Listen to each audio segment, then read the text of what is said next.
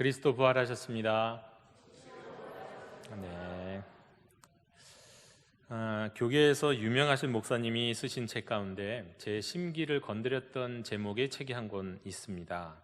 책 제목이 하나님 제 덕 좀 보세요라는 책입니다. 그 제목을 들었을 때 마치 저는 이게 무슨 신성모독 같은 느낌이 좀 있었습니다. 누구 덕 본다? 이거 뭐 어떻게 보면 공짜를 바란다거나 혼자서 어려운 상황에서 도움을 받는 것 같은 느낌인데, 하나님이 누구 덕을 본다? 하나님이 그런 도움이 필요하신가? 하는 생각을 하면서 제목이 좀 적절하지 않다 하는 생각을 했었습니다. 그런데 이제 그 핵심적인 내용을 본 다음엔 조금 이해가 됐습니다. 그 핵심적인 내용 가운데 이런 게 있습니다. 말라기 3장 10절, 우리 11조와 관련된 성경 구절이 있죠. 만군의 여호와가 이르노라, 너희의 온전한 11조를 창고에 들여서 나의 집에 양식이 있게 하고 그것으로 나를 시험하여 내가 하늘 문을 열고 너희에게 복을 쌓을 것이 없도록 붙지 아니하나 보라. 처음에는 이 말씀을 어떻게 해석하시나 이렇게 봤는데, 역시 처음에 이 목사님 이 말씀 해석하시는 것도 제가 볼 때는 좀 무례하다 싶었습니다. 이런 식으로 해석을 하시더라고요. 만군의 여호와가 이르노라, 이거를 나 하나님 아버지인데 이렇게 해석하시고, 너희의 온전한 11조를 창고에 들여서 나의 집에 양식이 있게 하고 라는 말씀을, 너 나에게 돈 좀 주렴, 내 성전이 좀 풍족했으면 좋겠다, 이렇게 해석을 하시는 겁니다. 야, 이거 좀 너무하다, 막 나간 거 아니냐.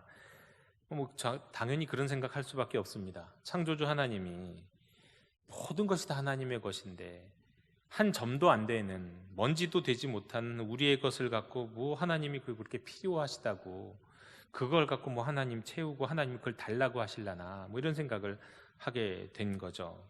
그런데 그거를 조금 더 이제 이렇게 나중에 뒤에 이렇게 해석을 하시는 걸 봤습니다. 모든 것이 다 하나님의 것이지만 하나님은, 이것도 조금 무례하긴 하지만 이렇게 해석하셨, 하나님은 하나님의 생활비는 우리에게 받기 원하신다, 이런 식으로 해석하시는 겁니다.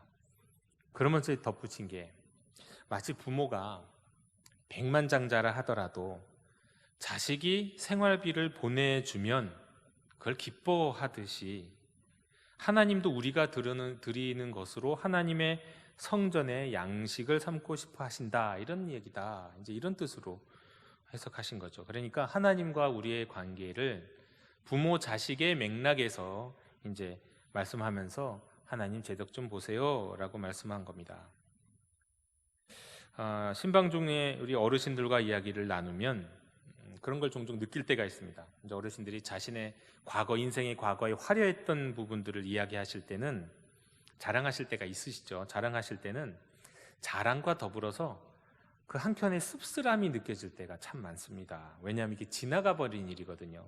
다시는 돌아오지 않을 일이기 때문에 그렇게 말씀하시는 걸 종종 보는데요. 그런데 그 어르신들도 지금 자식들이 나한테 어떻게 자라는지, 또 자식들이 어떻게 이렇게 부모 마음에 흡족하게 잘 살고 있는지, 특별히 자식 덕을 보는 것에 대해서 자랑하실 때는 그냥 맑게 웃으시면서 그냥 마음 한켠에 씁쓸함 같은 게 전혀 보이지 않으면서 이렇게 자랑하시는 걸 종종 봅니다.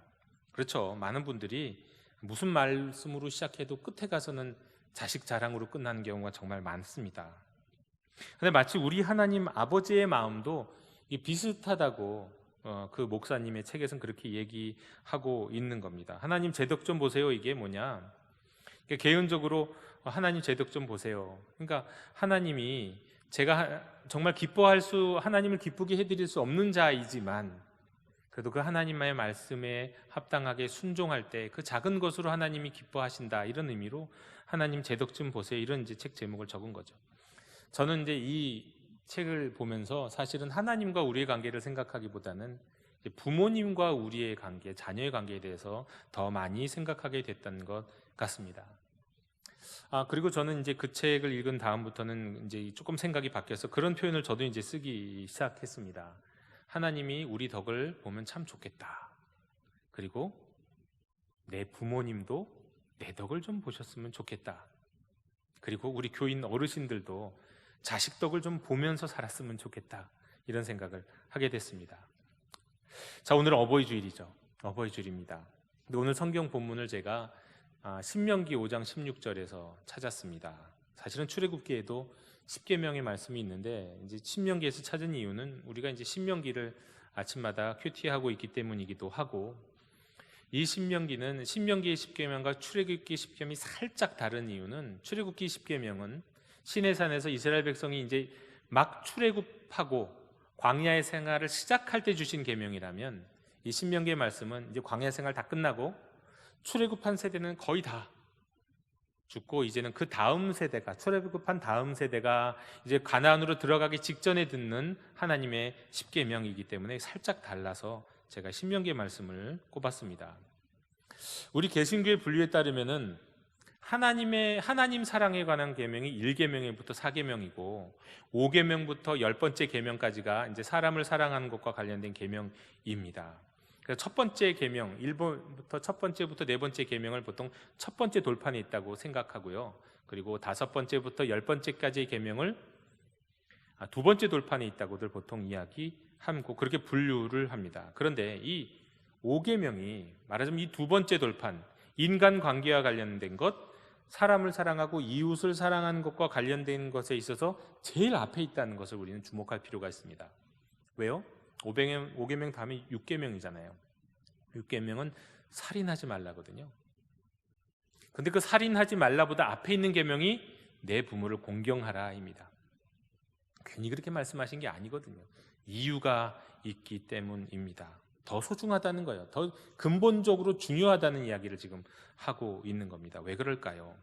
일단은 하나님 사랑과 이웃 사랑, 이것이 두 돌판의 계명에 기록되어 있는데, 바로 이 부모를 사랑하는 것이 하나님을 사랑하는 것과 이웃 사랑하는 그 중간에 다리 역할을 하기 때문입니다. 우리가 부모님을 사랑하는 그 속에는 하나님을 사랑하는 것이 녹아 있고요, 이웃을 사랑하는 것도 더불어 있습니다. 그런 의미에서 부모를 공경하라라는 말씀은 인간에 관한, 이웃에 관한 두 번째 돌판에 있는 계명 중에 가장 중요한 계명이다, 이렇게 말씀드릴 수가 있겠습니다. 일단 이제 문자적으로 부모를 공경하다라는 의미의 공경하다는 의미는 중히 여기다, 그리고 무겁게 여긴다는 뜻이 있습니다. 그러니까 부모님을 중요한 분으로, 내 삶에서 중요한 분, 무거운 분, 내 삶에서 존재감 있는 분으로 모셔야 된다, 이런 의미입니다. 그리고 조금 더 이제 현실적으로 이해하면 부모를 공경한다는 건 기본적으로 두 가지 의미가 있겠죠. 일단은 부모님의 가르침에 순종해라. 또 두 번째 의미에서는 부모님이 나이가 드셨을 때 부모를 봉양하고 보살펴라, 이런 의미입니다. 그런데 오늘날은 점점점 시대가 가면 갈수록 사실은 현대적인 의미에서의 이런 부모를 공경하는 것이 점점 멀어지는 차원이 있죠. 부모님에게 가르침을 잘 안 받으려고 하는 세대고요. 그리고 부모님의 순종보다는 부모님과 가까워져서 친구처럼 지내는 이런 시대가 가까워지고 있기 때문이고요. 또 부모님이 나이가 들었을 때 자녀가 봉양하지 않습니다. 이제는 국가가 봉양하죠. 점점점 사회복지가 발달할수록 자녀보다는 국가가, 나라가 세금으로 부모님을 봉양하게 되어 있기 때문에 예전과는 분명히 많이 달라진 느낌도 있습니다. 자, 그런 차원에 있는데, 자, 이런 것이 오늘날 이제 우리가 부모를 공경하는 것과 관련해서 생각해 볼 바인데, 5년 전에 봤었던 한 그 기업의 광고가 저는 이제 말씀을 준비하면서 이제 기억이 났습니다. 2015년에 있었던 어버이날 어떤 기업의 광고인데요, 굉장히 감동적이었습니다. 일단 그 광고의 장면은 이렇습니다. 40개월 미만이 된 아빠들을 이렇게 불러갖고 말하자면 일종의 설문조사 같은 것을 하는 모습이었어요. 그리고 몰카로 이렇게 몰래 찍고 있는 것 같기도 했고요. 영상으로 찍고 있었습니다. 설문 제목은 이겁니다. 아동학습 발달에 미치는 아빠의 역할이라는 제목입니다. 그리고 이제 영상에 질문 하나하나 나오면서 그때마다 이 아빠들이, 젊은 아빠들이죠. 젊은 아빠들이 이 적는 것을 이제 보여주는데, 첫 번째 이 설문 제목의 질문이 이거였습니다. 당신 아이가 제일 좋아하는 음식은 무엇입니까? 네, 대부분의 아빠들이 다 이제 나 정답 알지 하고는 열심히 썼습니다. 그리고 이제 두 번째 제목은 질문은 아이가 자고 있는 모습을 지켜본 적이 있습니까? 당연하죠. 아빠들이 흐뭇하게 기록하고 있었습니다.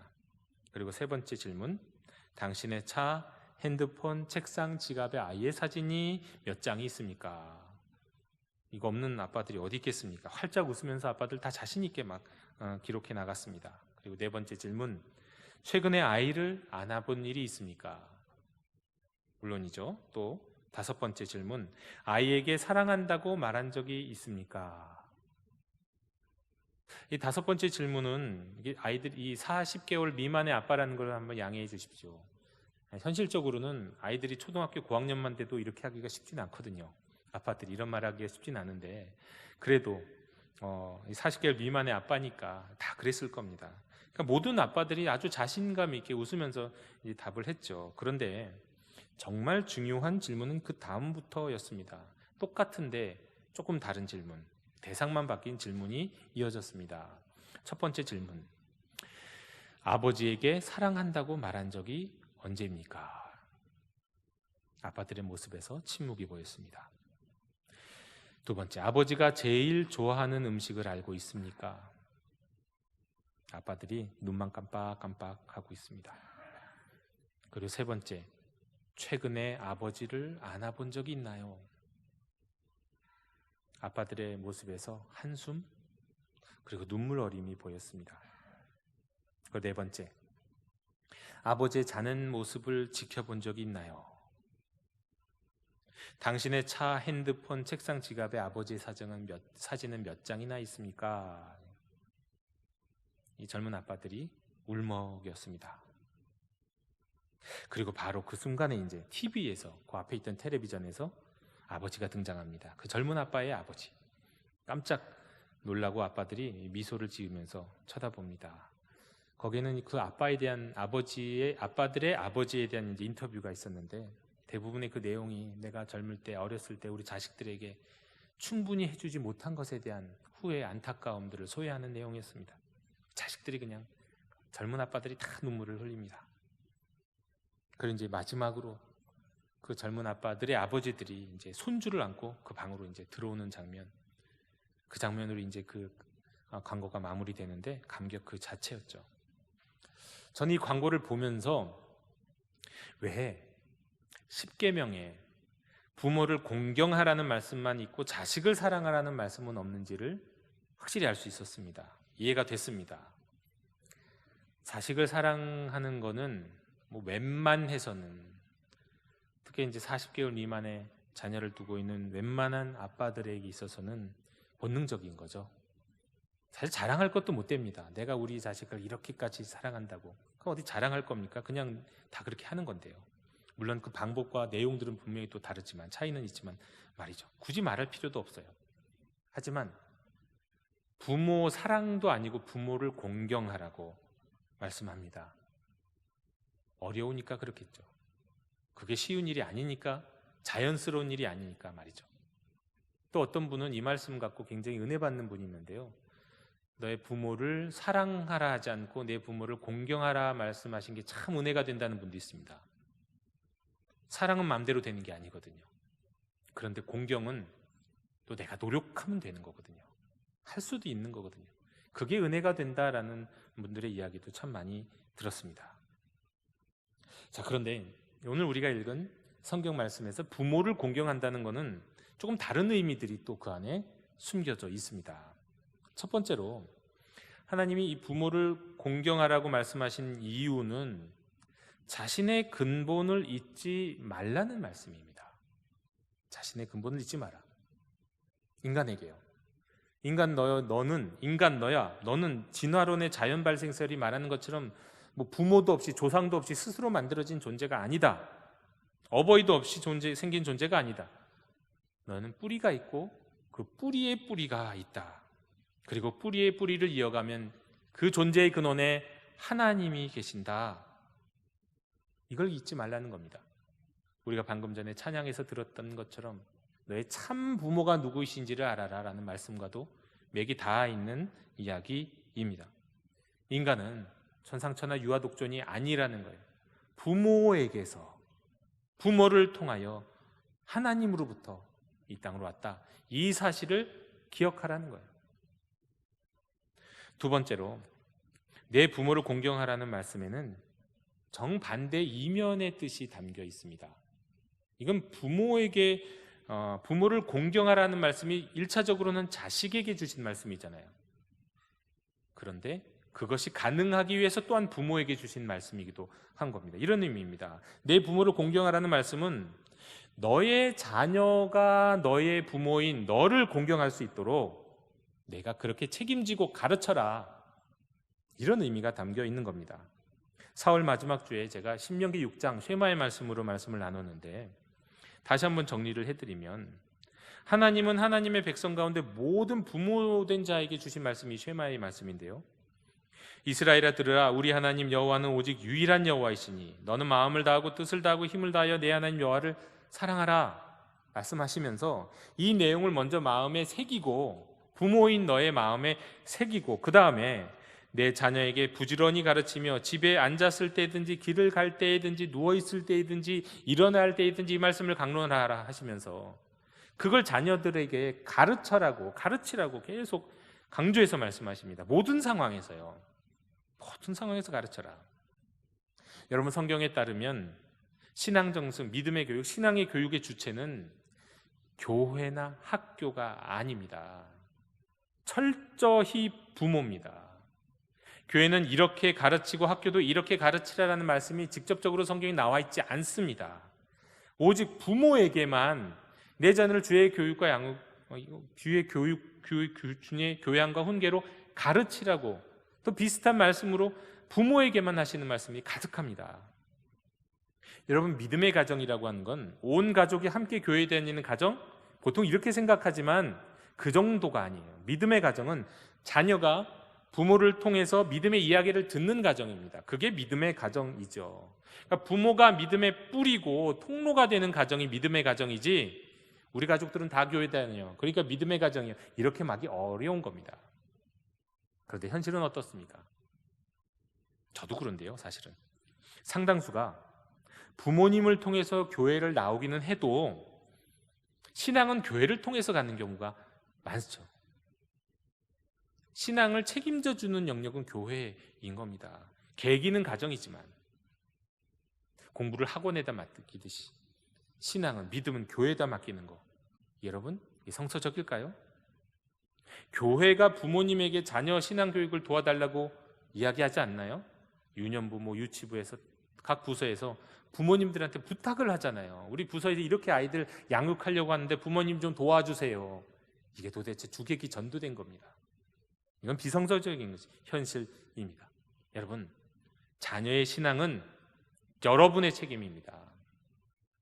나의 책임이고요, 부모의 책임입니다. 다만 교회는 도울 뿐이라는 걸 꼭 명심하십시오. 이건 정말 중요한 사실입니다.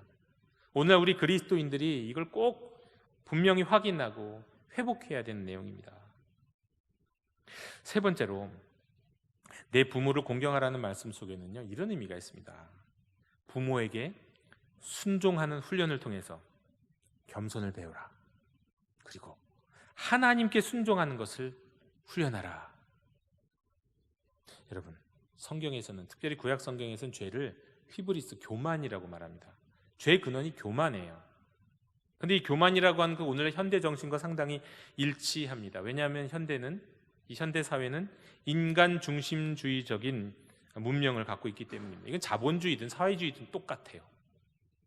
인간 중심주의죠. 이 인간 중심주의는 자신의 욕망과 의지를 부정하고 누군가에게 이렇게 복종하고 순종하는 것을 일종의 패배로 봅니다. 지양해야 될 상황으로 보는 거예요. 그래서 웬만해서 좀처럼 다른 사람의 권위를 잘 인정하려고 하지 않습니다. 자기가 자기 인생의 주인이 되고 왕이 되려고 하는 거죠. 그런데요, 기독교는 순종의 종교입니다. 하나님을 대신하는 부모에게 순종하고, 부모로부터 배우는 말씀에 순종하고, 그 말씀의 근원이신 하나님께 순종하는 종교죠.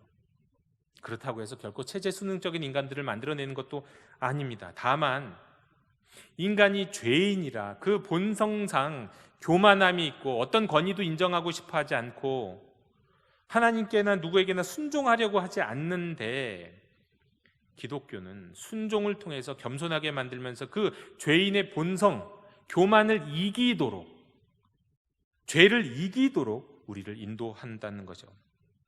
그러니까 부모에게의 순종은 부모를 통해서 하나님께 순종하는 일종의 영적 훈련이 되는 겁니다. 죄인의 본성에서 자유로워지는 길 중에 하나가 정반대로 순종이라는 것을 기억해야 됩니다. 부모님께 순종하는 것, 또는 부모님이 아니라 부모의 권위와 같이 영적 권위에 순종하는 것, 이것이 우리의 교만을 꺾는 아주 기초적인 훈련의 방식인 거죠. 물론 깔뱅은 그랬습니다. 부모가 자식에게 하나님 말씀과 어긋나는 일을 하도록 가르치고 명령한다면 그는 더 이상 부모가 아니다, 낯선 사람이 된다, 그렇게 말했습니다. 남이 된다는 거예요. 하나님의 뜻과 상관없는 가르침을 하는 부모는 남이다, 그렇게 얘기했습니다. 그러므로 여러분, 부모를 공경하라 하는 말씀은 곧 부모가 하나님의 가르침의 통로요, 우리에게는 순종의 통로요, 하나님께 순종하는 삶을, 영적인 삶을 사는 시금석이 된다는 것을 우리에게 말씀해주고 있는 겁니다.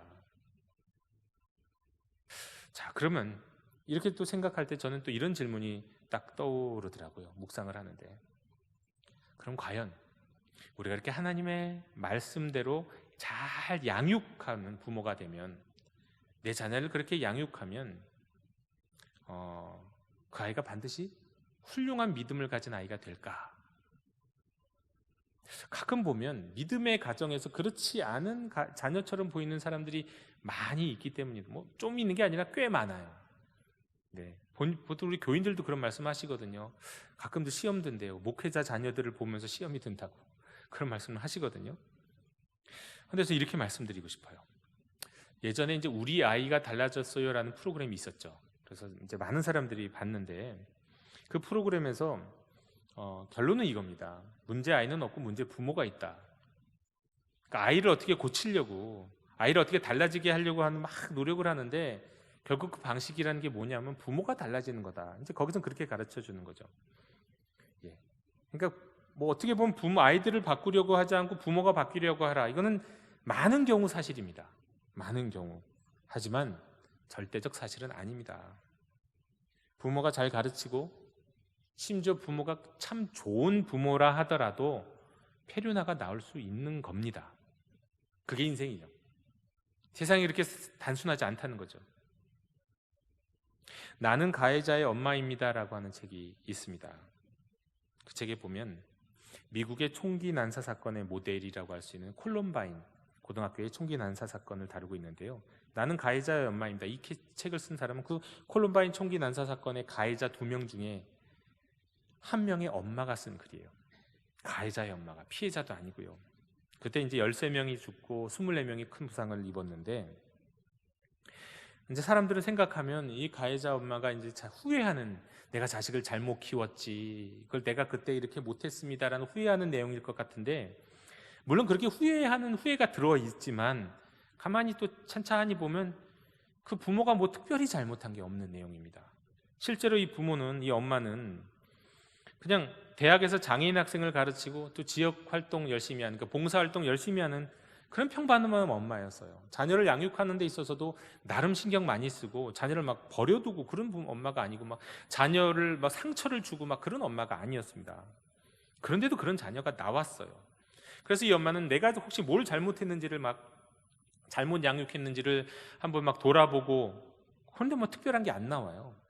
그리고 그 책을 읽는 사람들은 아니라 주변 사람들도 다 그 엄마를 볼 때마다 저 사람이 뭘 잘못해갖고 어떻게 양육했길래 그런 자식이 나왔나, 이렇게 보는데, 그런 자식이 나온 특별한 이유가 없는 겁니다. 결론은 그래요.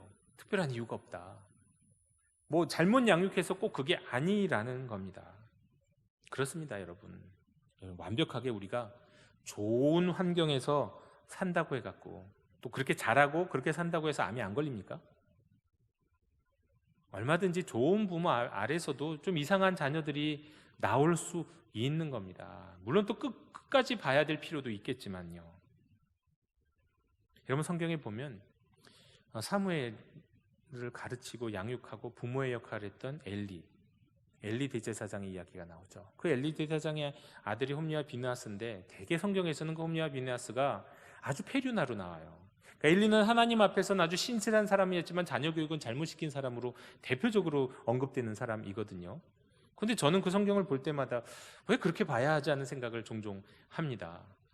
엘리가 하나님 앞에서도 신실했지만 자녀도 잘 양육했을 수도 있어요. 나름대로요. 그러나 그런 결과가 나왔다는 거죠. 뭐 꼭 못 가르쳐서 그렇다는 거 아닙니다. 그거는 우리가 하나님 앞에서 나중에 여쭤봐야 될 문제이겠지만 못 가르쳐서 그런 거는 아니라는 겁니다. 자, 이런 모든 것들을 우리가 생각할 때, 그렇다면 이제 우리가 부모된 자로서 한번 생각해 보겠습니다.